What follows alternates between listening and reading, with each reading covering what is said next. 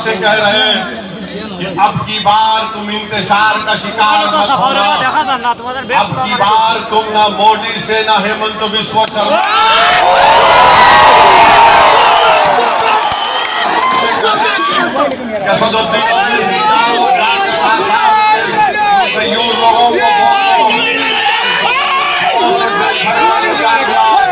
अगर हम तुम्हारे साथ खड़े नहीं है मगर हम रातों में उठकर तुम्हारे लिए दुआ कर रहे हैं। मुझसे कह दिया कि 100 दिनों में सी जाओ, जाके आसाम के अपने मियाँ लोगों से कह दो कि कांग्रेस की मक्कार साजिश का शिकार मत हो। जो मेहनत से आपने अपनी लीडरशिप को तैयार किया है उसको मजबूत करो, उसको मुस्तहकम करो, उसको कामयाब करो। याद रखो एक दिन मैं और बदरुद्दीन अजमल साहब इस जमीन की ग़िज़ा बन जाएंगे,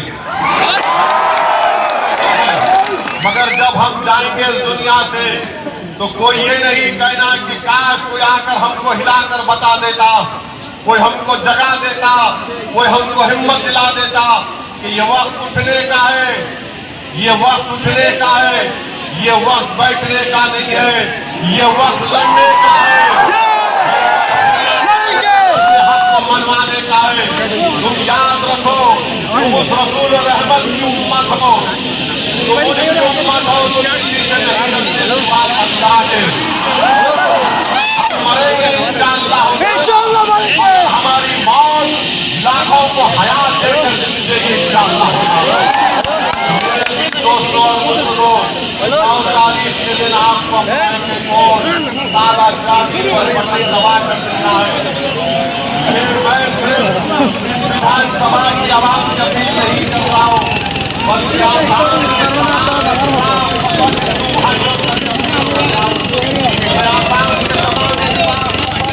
हमारे ट्राइबल भाइयों की अपील कर रहा हूँ, तमाम लोगों से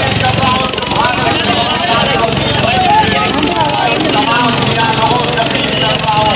ये वक्त उठने का है मेरे भाई, ये वक्त इंतजार का शिकार नहीं होना है। आपको अपने इस कौम के शायद के साथ खड़े रहने का वक्त है, जिसने अपनी जिंदगी आपके लिए वक्त कर दी है। आज आपको इनको कामयाब करना है। आप अंदाजा नहीं लगा सकते कि पार्लियामेंट में मेरी नजरें बरसती है बदरुद्दीन अजमल को ढूंढते ढूंढते।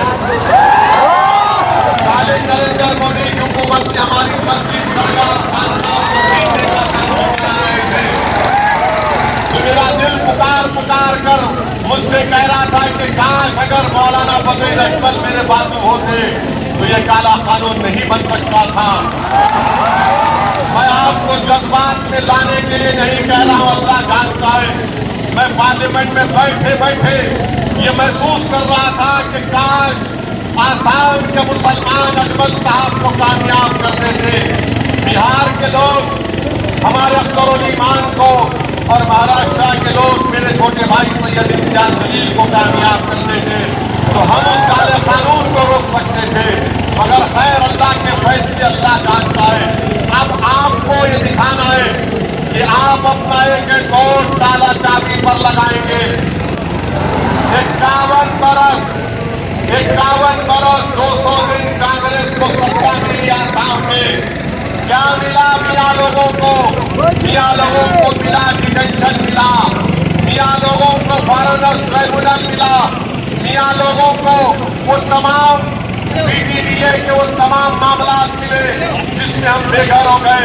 51 बरस में वही कानून लैंड ग्रैबिंग का बनाया गया था। कौन सा मंत्री रकीबुल मंत्री थे, उस कानून का इस्तेमाल कर दिया।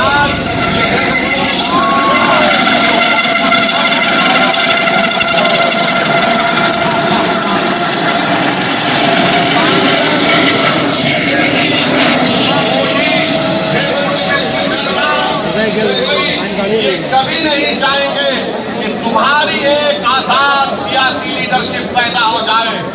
आपको याद दिला रहा हूं, बरसों पहले एक सियासी पार्टी बनी थी, कांग्रेस ने उसको खत्म कर दिया।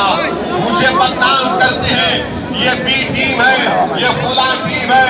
सुनो कांग्रेस के दलालों, जितनी गाली दे सकते मुझे दे दो, मैं तुम्हारी गालियों से झूठ से मुतासिर होकर घर में बैठने वाले का नाम असद। तुम जितना बोलोगे हम उतनी ज्यादा मेहनत करेंगे। और सुन लो हेमंत बिस्व शर्मा बीजेपी,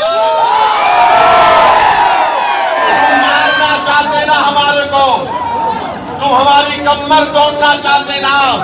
हेमंत बिस्व शर्मा 9 तारीख से पहले बता दो, गुवाहाटी के चौराहे पर तुम बोलो कि इस चौराहे पे इसी को मारूंगा, मैं आने तैयार।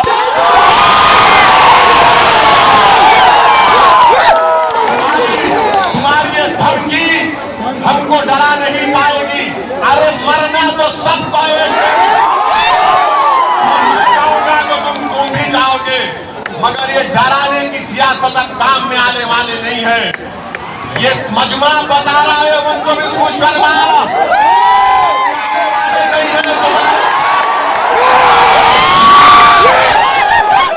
ये मजमा पुकार कर कह रहा है कि जो बेघर हुए हैं इंशाअल्लाह बदौलत अजमल के उम्मीदवार कामयाब होकर उनके सर पर इंशाअल्लाह अल्लाह ताला छत बनाकर उनको घर भेजेगा। ये मजमा पुकार कर कांग्रेस से कह रहा है, ये मजमा पुकार कर कांग्रेस से कह रहा है कि अब 51 बरस के बाद तुम्हारी मक्कारी का शिकार नहीं होने वाले। अब हम अपने मुकद्दर के फैसले करेंगे। अब हम अपने मुस्तकबिल के रास्ते बनाएंगे, चाहे रास्ते में पहाड़ आ जाए, जालिम आ जाए, तूफान आ जाए। जिसके हौसले पाक होते हैं अल्लाह उनको चरागों तूफानों में चराग उनका जला देता है। मेरे दोस्तों और बुजुर्गों, मेरी आपसे एक ही गुजारिश है कि एक एक वोट को इस्तेमाल करो, डरने और घबराने की जरूरत नहीं है। ये कांग्रेस जो आसाम की कांग्रेस है और ये बीजेपी जितने लोग गए ये सब कांग्रेस से गए, ये सब कांग्रेस से गए। यहां से ग्रेजुएशन किए,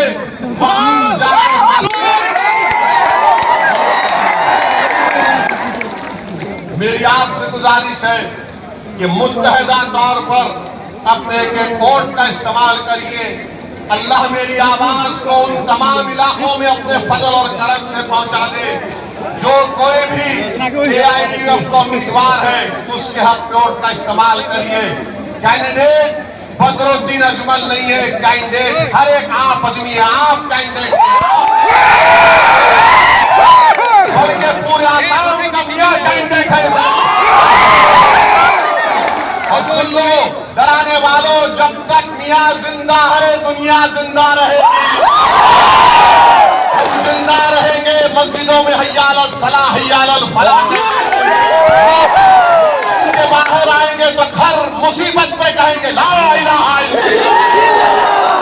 अब हमको डरना नहीं है, अल्लाह ने आपको क़यादत दी है, इसको नेमत समझिए। ये आपकी क़यादत है, अजमल साहब की नहीं है, मेरी नहीं है। इसको आपने अपने खून पसीनों से आंसुओं से बनाया है। ये अमानत है, अगर हम मर भी जाएंगे तो इस अमानत को अपनी नस्लों में जारी करना, ताकि सुबह क़यामत तक आप बाकी रहे। यही चंद गुज़ारिशात मुझे आप तक पहुंचाना था। आप यहाँ पर आए, आपका बहुत बहुत शुक्रिया। और मैं बताना चाह रहा हूँ कि कांग्रेस पार्टी ने क्या किया, यहां से लुरिन ज्योति गोगोई के कैंडिडेट को दिया। ये कौन है आप जानते हैं ना, जिसने 20 लाख ऑब्जेक्शन के फाइल दाखिल किए थे मियां लोगों के बारे में।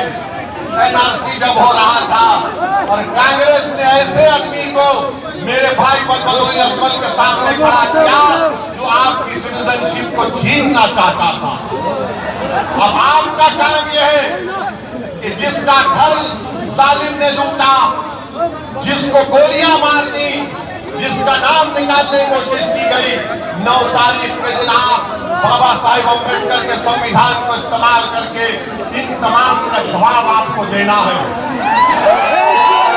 जिसको बेघर किया गया उसका जवाब ताले चाबी पर बटन दबाना। जिसको मारा गया उसका जवाब ताला चाबी पर होठ लगाना। जिसके बच्चों को यतीम किया गया उसका जवाब ताला चाबी पर बटन दबाना। जिसको जेल में डाला गया उसका जवाब ताला चाबी कुफल पर वोट डालना। जिसको तकलीफ पहुंची उसका जवाब क्या होगा? कदोदिन अजमल होगा। जिसको मोहब्बत होगी मियां से, जिसको मोहब्बत होगी मियां से, वो ताला चाबी पर बटन दबाएगा।